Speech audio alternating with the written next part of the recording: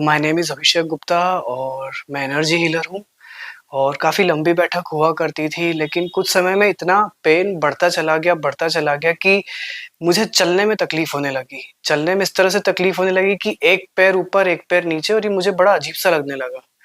फिर मुझे नीरज सर का पता चला।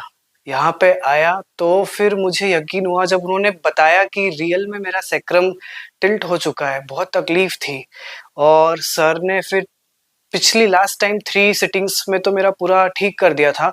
उसके बाद अभी 15 दिन पहले फिर मैं गिरा और आज सेकंड सिटिंग है and I am completely 100% alright क्योंकि मेरी नीचे की बॉडी ट्विस्ट हो गई थी।